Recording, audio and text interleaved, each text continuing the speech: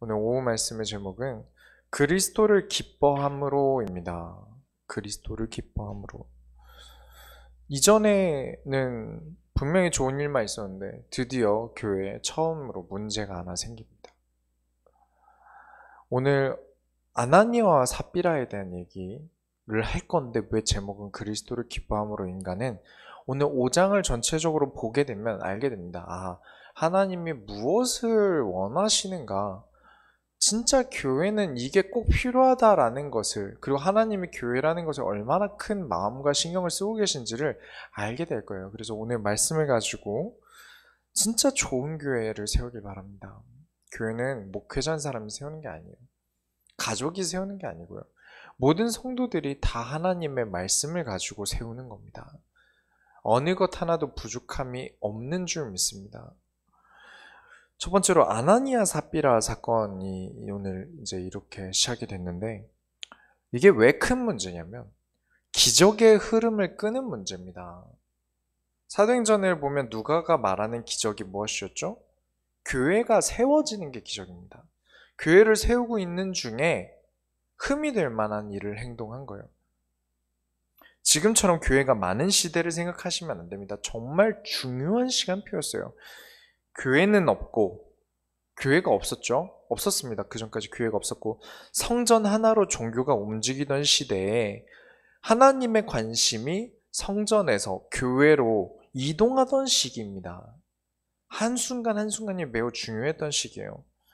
그리고 그 교회가 세워지면서 유대인들이 서로 물건을 나누고 지부를 추청하고 같이 식사도 하고 떡을 떼고 하나님의 말씀을 그리스도를 통하여 해석하는 이 기적의 행진이 계속해서 이루어지면서 교회가 세워지고 있었어요. 그런데 오늘 5장에서 그 흐름이 갑자기 딱 막히는 일이 생깁니다. 5장 1절부터 2절을 보시면 아나니아라는 사람이 그의 아내 삽비라와 더불어 소유를 팔아 그 값에서 얼마를 감춤해 그 아내도 알더라. 얼마만 가져다가 사도들의 발 앞에 두니. 여러분이 모세의 오경을 통해서 헌금을 어떻게 배우셨는지 기억하시기 바랍니다. 헌금은 뭐가 꼭 중요한 것이죠? 자원함이 가장 중요합니다. 그 다음으로 중요한 게 무엇이죠? 의무입니다. 아니, 자원함과 의무는 너무 괴리감이 크지 않습니까? 어떻게 그 단어가 같이 있습니까 싶지만 사실은 이 두 가지가 붙을 수밖에 없는 게 특수성을 가진 게 헌금이에요. 그리스도를 깨닫게 하는 것이 헌금입니다. 11조는 나를 드려야 하는데 그럴 수 없음에 드리는 것이고, 감사헌금은 나에게 그리스도를 통해 이루어지는 역사의 감사함으로 드리는 것이죠. 모든 것이 그리스도와 연관이 있습니다. 내가 구원받은 자라서 드리는 것이 헌금이기 때문에 그렇습니다. 구원에 대한 감사에 대한 자원함과 또 구원받은 자이기 때문에 드리는 의무가 같이 있습니다. 구원받은 자라는 의무감이 없다면 이것은 하나님께 드리는 헌금이 아닙니다. 애초에 그걸 헌금이라고 말할 수 없어요. 그냥 교회 운영비를 내는 것이죠. 그러니까 헌금이라는 단어를 쓸 거면 자원함이 반드시 붙어야 하고 내 신분에 대한 의무가 들어가는 게 헌금이라는 거죠. 그런데 여기에 내 마음이 걸립니다. 두 번째로 내 마음이 시키는 일이 생겨요. 그렇죠? 오늘 본문에 보셨습니다. 3절, 5절, 3절, 4절에 베드로가 이르되 아나니아야 어찌하여 사탄이 내 마음에 가득하여 내가 성령을 속이고 땅값 얼마를 감추었느냐. 땅이 그대로 있을 때는 내 땅이 아니며 파노이도 내 마음대로 할 수 없더냐. 어찌하여 이 일을 내 마음에 두었느냐. 사람에게 거짓말한 것이 아니요 하나님께로다. 내 마음이 항상 문제예요. 그렇게 내 마음이 중요합니까? 하나님 말씀보다. 그렇게 내가 하고 싶은 게 너무 중요하니까 그 내 마음 때문에 어느샌가 내 마음에 사탄이 가득해지는 것도 몰라요. 물론 사단이 내 마음 안에 들어오는 건 불가능합니다. 구원받은 자라면요. 그런데 속아요. 내 생각이 더 이상 말씀이 있지를 않아요. 그렇기 때문에 지금 아나니아와 삽비라의 헌금 문제는 헌금 때문에 교회 흐름이 끄는 게 문제가 되는 겁니다. 헌금을 냈다, 적게 냈다, 모든 걸 바치지 않았다, 그런 쪼잔한 이유로 아나니아와 삽비라가 비난받고 죽임을 당한 게 아니에요. 기적이 이어져 가야 하는데 그 사이에 솔직하게 내가 이만큼만 낸다가 아니라 감추면서 저는 이만큼이나 냈어요. 그 전까지 모든 사람들이 그리스도의 감사함으로 자원함으로 진행되었던 기적의 행진이 내 마음이 여기서 감추면서 저는 이만큼 했어요. 교회에서 남들 다 소유를 전부 팔아버려서 교회에 내니까 나도 분위기상 그래야겠고, 그런데 나는 그만큼의 믿음이 안 되니까 거짓말하는 거죠. 거짓말로 믿음을 퉁칠 수 있다라고 생각한 겁니다. 이거는 헌금의 문제가 아니에요. 지금의 문제가 아닙니다. 그때 당시 너무 중요한 시간표에 그런 행동을 했기 때문에 문제가 되는 겁니다. 헌금을 통해서 믿음을 과시하고 싶었던 것이고요. 우리가 드리는 건 과시를 위해서가 절대 아닙니다. 내가 이번에 팔아서 얼마를 드렸다 정도 되면 서로 문제 없는데, 내가 이번에 이만큼만 드립니다. 팔아서 이만큼은 내가 가지고 이만큼 드렸습니다. 이렇게 솔직하게 되면 문제가 되지 않을 거였어요. 근데 마치 전부 판 것처럼 말을 하며 믿음에 의해 움직이던 분위기를 내가 주목받고 싶어함이 가져가 보죠. 이 집단은 믿음을 중점적으로 하는 것 보니까 믿음을 과시하거나 혹은 믿음을 보여야 섞일 수 있다고 생각을 한 거죠. 그 어떤 것도 교회에서는 중요하지 않습니다. 교회는 어떤 과시를 하는 으로 오는 게 아닙니다. 물론 많은 사람들이 사랑받지 못해서 세상에서 어려움을 겪으면서 교회로 옵니다. 그렇기 때문에 괜찮아요. 그래도 됩니다. 교회 와서 사랑도 받고 교회에서 그래도 위로도 받고, 교회는 그런 곳이죠. 괜찮습니다. 그렇게 와서 힘도 얻고 하나님도 알아가는 것이고요. 인정받고 싶으니까 또 과시도 하고요. 지금은 그럴 수 있는데 중요한 건 이때의 초대교회를 보면 그러면 안 되는 때였기 때문에 그런 겁니다. 이전에 사도들이 매를 맞고 돌아왔었어요. 그렇죠. 그럼에도 불구하고 기쁨으로 받았습니다. 성도들이 계속해서 하나님께 자원함으로 드리면서 교회가 만들어지고 있는데 하나님이 교회를 만드심에 갑자기 딱 맥을 끊어버린 겁니다. 그래서 하나님이 이건 큰 문제로 잡으신 거예요. 그래서 지금 한 행동은 돈을 숨기는 행동이 아니라기보다 사탄이 너무 좋아할 만한 일인 것이죠. 왜냐? 하나님의 교회를 세우는 일을 끊는데 사단만큼 좋아할 존재가 어디 있겠습니까? 그리고 그 일은 항상 내가 하고 싶은 것에서 시작합니다. 내가 하고 싶은 것을 꼭 조심하셔야 돼요. 사탄이 가득해질 정도로 가버립니다. 인도받아 살아가는 교회의 본질을 하나님이 만들고 계신데 인도가 아닌 내 마음이 원하는 내 선택 때문에 교회 분위기를 끊는 행동을 하니까요. 그래서 이렇게 여러분들은 교회를 보실 때요, 중요한 시간표에는 나를 드려야 할 때를 알아야 합니다. 나를 한번 접을 줄 아셔야 돼요. 이후에 5절부터 6절에는 아나니아가 혼이 떠나서 죽게 되고 시신을 가지고 장사를 하는데 5절부터 7절에 보면 아나니아의 아내가 한 3시간 정도 이후에 들어옵니다. 그런데 베드로가 시험을 해요. 그 전에 무슨 일이 있었는지 말하지 않고 이게 너희가 팔아서 낸 전부냐? 라고 했을 때 전부라고 거짓말합니다. 그래서 삽비라 역시도 죽게 돼요. 9절을 보면 베드로가 이르되 너희가 어찌 함께 꾀하여 주의 영을 시험하려 하느냐? 보라, 내 남편을 장사하고 오는 사람의 발이 문 앞에 이르렀으니 또 너를 메어 내가리라 하니. 이제 그렇게 해서 이제 남편 옆에 장사를 하게 돼요. 저는 절대, 진짜 이전부터 말씀을 드렸지만 이건 절대 헌금 때문에 일어난 일이라고 말씀드리고 싶지 않습니다. 이단들이 가져다 쓰는 방식이에요. 전부를 드리지 않아서 그렇다, 전 재산을 내놓지 않아서 그렇다, 그럼 너네들 다 죽는다, 죽고 싶어 이러면서, 이런 방식들을 옛날부터 이단들이 그렇게 써왔어요. 절대 헌금의 문제라고 여러분 인식하지 않으시기 바랍니다. 오해예요. 중요한 시간표에서 엇나가는 게 그만큼 무서운 일이라는 걸 설명하기 위해서 하나님이 넣으신 구간입니다. 교회에 정말 중요한 시간표가 있는데 내 마음대로가 발동되면서 혹은 나 개인에게 하나님이 중요한 결단의 시간표가 왔는 걸 알면서도 내 마음대로가 나와버리면 이와 같은 끔찍한 일을 겪을 수 있다라는 것이죠. 그리고 사실 다 아시지 않습니까? 하나님은 구약에서도 신약에서도 동일하신 하나님이시라는 증거입니다. 늘 하나님이 원하지 않는 것을 알면서도, 그러면서도 하면 결국에는 재앙을 입습니다. 그건 구약이나 신약 때나 똑같아요. 그러면 개인이 재앙을 입고요. 가정이 그러면 가정이 재앙을 입고, 나라가 그러면 나라가 재앙을 입고, 교회가 그런다면 교회가 재앙을 입는 게 당연한 겁니다. 그 전에 끊었어야 했어요. 교회 전부가 그런 분위기로 바뀌어서 거짓말해도 되네? 이런 분위기가 잡히기 전에 끊었어야 했습니다. 그래서 하나님이 아나니와 삽비라를 본보기로 치셨다는 거죠. 성경은 개인의 가정을 공동체라고 말하지 않습니다. 성경은 언제나 교회 공동체를 중요하게 생각해요. 부디 인도받을 때는 여러분의 선택이 교회에서 엇나가면 안 됩니다. 여러분의 선택은 교회 밖에서 엇나가면 안 돼요. 항상 처음이 중요합니다. 이번 사건이 초대교회가 처음 겪게 된 안 좋은 사건 아닙니까? 그 이후에 그런 일이 성경에 기록되지 않았어요. 분명 있었을 겁니다. 관심 받고 싶어하는 종자들도 있었을 거고요. 언제나 있지 않습니까? 거짓말하는 사람들 늘 있어요. 헌금에 대해서 이와 비슷한 게 많았을 것입니다. 그러나 본이라는 게 중요한 것이죠. 왜냐? 5장 11절에 보면 온 교회와 이 일을 듣는 사람들이 다 크게 두려워하니라. 악은 그냥 덮는 게 아닙니다. 악은 덮어주는 게 아니에요. 물론 까발리라는 말이 아닙니다. 해결을 해야죠. 넘어가는 게 아닙니다. 하나님은 교회를 위해 악은 악대로 덮지 않고 교회는 교회대로 운영하시기 위하여 하신 방법이라는 것이죠.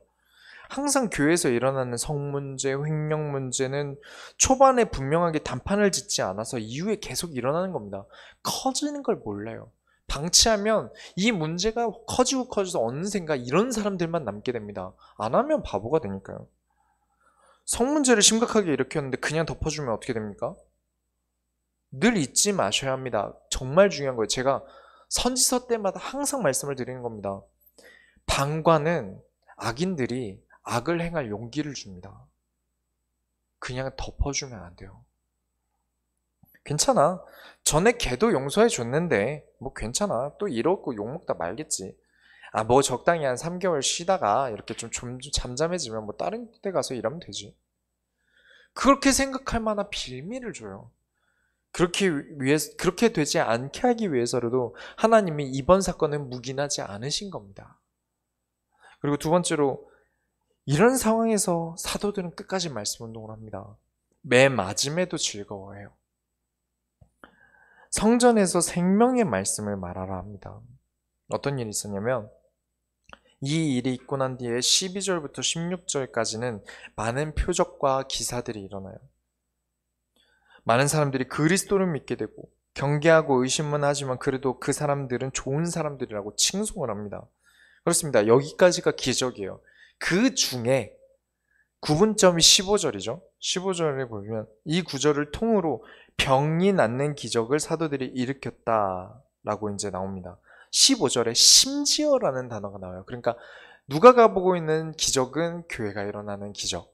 그 중에서도 심지어 병 낫는 사람도 있었다. 근데 사람들이 이걸 통으로 자꾸 묶어서 병 낫는 기적들을 사도들이 일으키고 다녔다 이렇게 가르칩니다. 그러니까 잘못된 거예요. 하다 보니까 심지어 병 낫는 사람들이 생기더라. 그렇죠. 교회는 그런 곳입니다. 하나님의 계획 속에 낫는 사람도 있고요. 하나님 계획 속에 이 사람에게 이게 족하기 때문에 병을 낫지 않게 하시는 분도 계세요. 그런 하나님의 계획을 봐야지. 무조건 병 낫는 게 초대교회 역사야 라고 말하지 말라는 것입니다.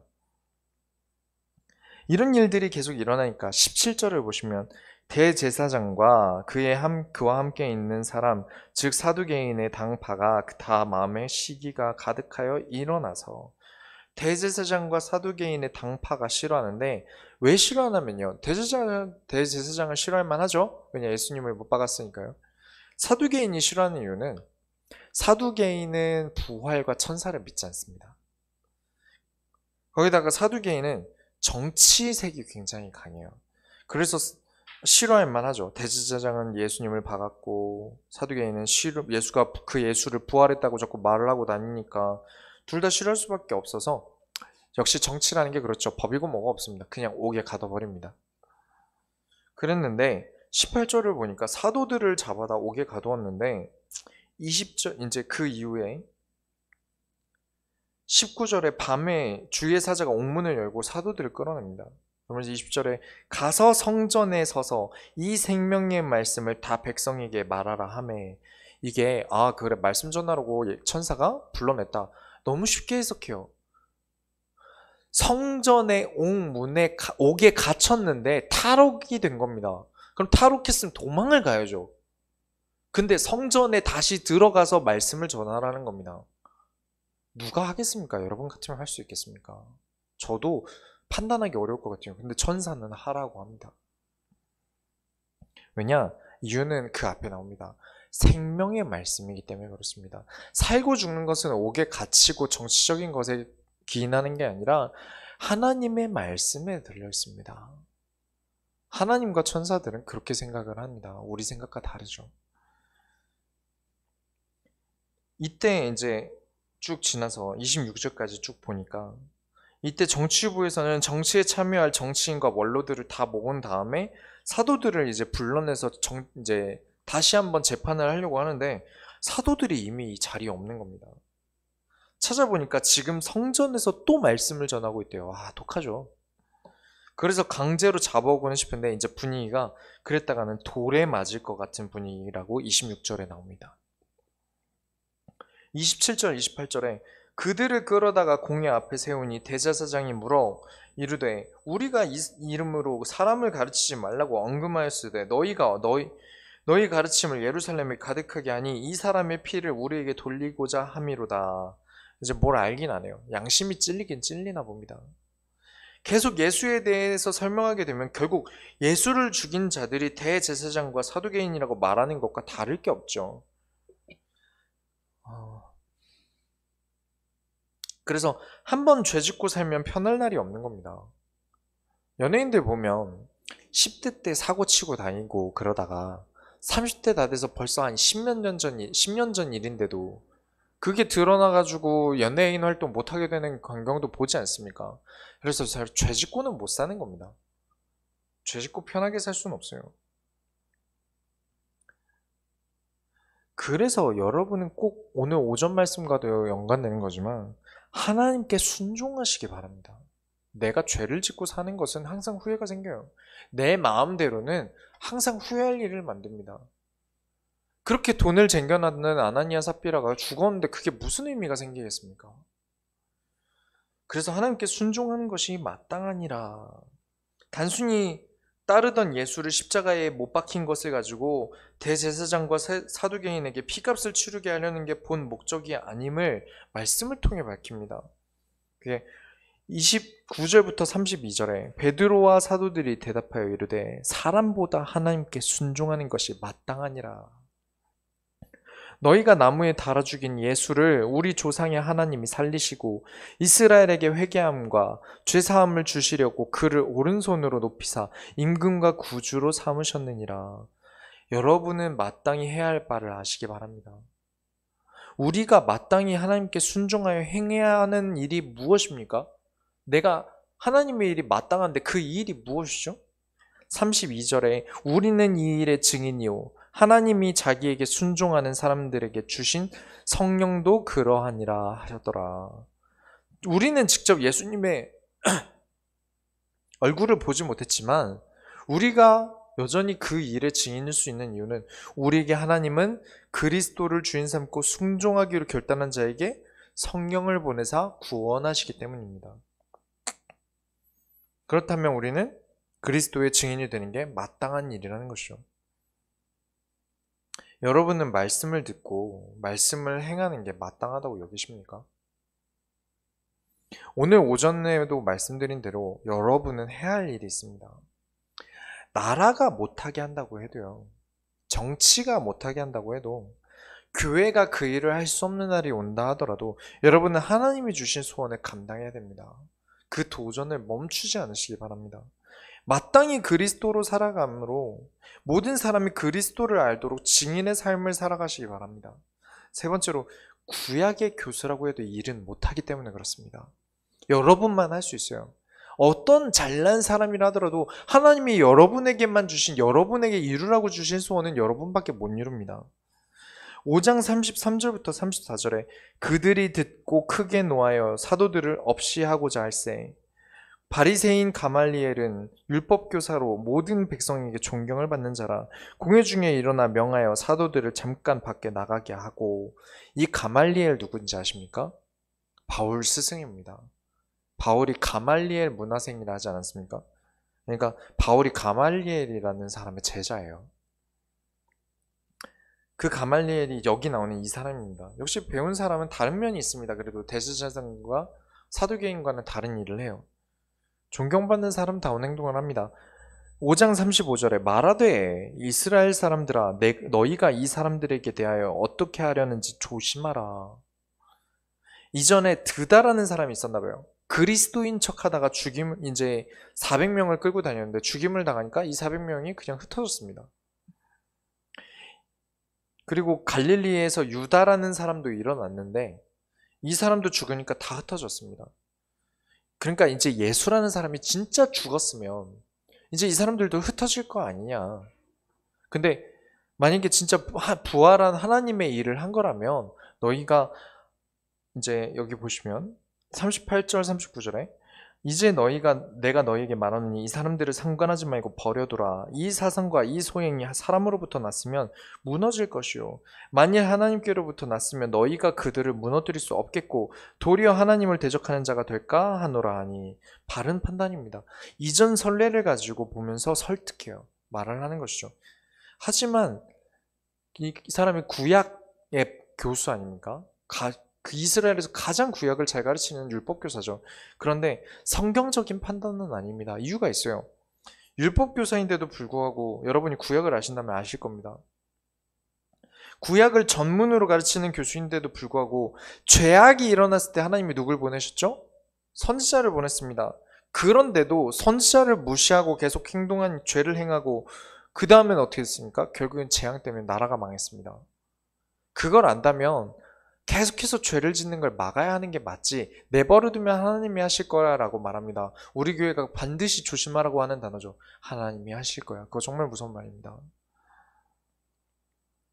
그리고 그리스도가 어떻게 오시는지 구약을 통해 알고 있다면 대조해봐야 되지 않습니까? 근데 그 일도 안 해요. 그럴 생각조차 하지 않습니다. 왜냐? 그리스도라고 생각하지 않으니까요. 정치인들은 가말리알의 이런 설득에도 이제 죽이지 못해서 안타까워요. 그래서 하는 행동이 뭐냐? 40절에 그들이 옳게 여겨 사도들을 불러들여 채찍질하며 예수의 이름으로 말하는 것을 금하고 노니. 여전히 하는 행동은 똑같습니다. 그냥 적당히 아픈 채찍이 아닙니다. 그냥 따끔해 이 정도가 아니라 살갗이 찢어지는 채찍입니다. 그때 당시 채찍은 살점이 떨어져 나갈 만큼 고통스러운 매질인데 41절에 보니까 사도들은 그 이름을 위하여 능욕받는 일에 합당한 자로 여기심을 기뻐하면서 공의 앞을 떠나니라. 사도들이 매질이 고통스러우나 그리스도 때문이라면 기쁨으로 여깁니다. 왜냐? 뭐가 합당한지 아니까요. 뭐가 마땅한지 아니까요. 나쁜 현실이 문제고 이 문제들이 사라지지 않는다 하더라도 그리스도 때문이라면 여러분이 그렇게 되시기 바랍니다. 어떠한 일에도 그리스도 때문이라면. 결론을 내리겠습니다. 사도들이 전에 옥에 갇혔어요. 그리고 나올 때도 교회로 바로 가서 현장에서 성취된 말씀을 나눴습니다. 이번에는 옥에 갇히고 그때도 아프게 맞았는데 이번에도 또 심하게 맞아놓고는 기쁘답니다. 아니 우리 같으면 하나님을 믿는데 우리 현실은 처맞는 시궁창이네요. 하지 않겠습니까? 이게 좀 아파야죠. 그냥 엄청 아픈 이렇게 아프다고 해서 뭐 돈이 나옵니까? 아니면 뭐 권력이 생깁니까? 뭐 권력이 세져서 돈벌이가 짭짤해집니까? 사도들이 이런 일을 당하고 난 다음에 사실 그럴 가능성도 있어 보이죠. 맘만 먹으면 가능합니다. 왜냐면 막 땅도 팔아서 집도 팔아서 교회에다가 헌금하는 분위기면 충분히 한탕 해먹을 수 있지 않습니까? 그런데 베드로가 어디서 죽었는지 아십니까? 예루살렘에서 돈 모으고 살다가 죽지 않았습니다. 로마에 가서 네가 예수님을 자꾸 말하고 다니니까 예수처럼 너를 십자가에 못 박아서 죽이겠다 하니까 난 예수님처럼 죽을 수 없다 하면서 거꾸로 매달려서 십자가에 못 박혀서 죽은 게 베드로입니다. 로마까지 가서 순교해서 죽었어요. 이 사람들 눈엔 그게 이득으로 보이지 않았던 겁니다. 목숨 아까운 무엇 때문에 사도들로 하여금 목숨 아까운 줄 모르고 기쁨으로 순교의 길을 걸었습니까? 그게 마지막 42절에 씁니다. 그들이 날마다 성전에 있든지 집에 있든지 예수는 그리스도라고 가르치기와 전도하기를 그치지 아니하니라. 사도들에게는 예수가 그리스도라고 말하는 게 명예였고 기쁨이었고 자산이었던 겁니다. 내 자리는 높은 고위직이 아닙니다. 여러분이 아무리 큰 성공을 거둔다고 해도 여러분의 진짜 자리는 예수님이 가라 하시는 자리입니다. 예수님이 멈추라고 하신 자리가 내 자리고 예수님이 가라 하신 자리가 내 자리입니다. 그리고 증인이 되는 것입니다. 그게 여러분의 진짜 자리고 여러분의 진짜 직급입니다. 그리고 그 자리에서는 아까 5장 32절대로 우리는 증인의 삶을 사는 것입니다. 그게 진짜 교회가 가는 방향이에요. 여기에 내가 끼니까 문제가 생기고요. 내 마음대로가 끼니까 문제가 생기고 내 마음대로가 커지고 커져서 사단에게 쩔어버리는 겁니다. 헌금을 드리는데도 사단에게 쩔어서 냅니다. 그렇게 되길 바랍니까? 오늘 말씀을 가지고 여러분 그리스도가 여러분의 기쁨이고 여러분의 진짜 소망이 되시기 바랍니다. 우리가 하나님의 소원을 이루어드립시다. 기도하겠습니다. 하나님 감사합니다. 사도들을 본받아서 우리가 그리스도로 살아가기 원합니다. 그리스도로 사는 도전이 멈춰지지 않고 하나님이 우리에게 증인이 되라 하신 그 일이 멈춰지지 않도록 하나님 한 주간 말씀으로 승리하게 하여 주옵소서. 살아계신 예수 그리스도의 이름으로 기도드렸습니다. 아멘.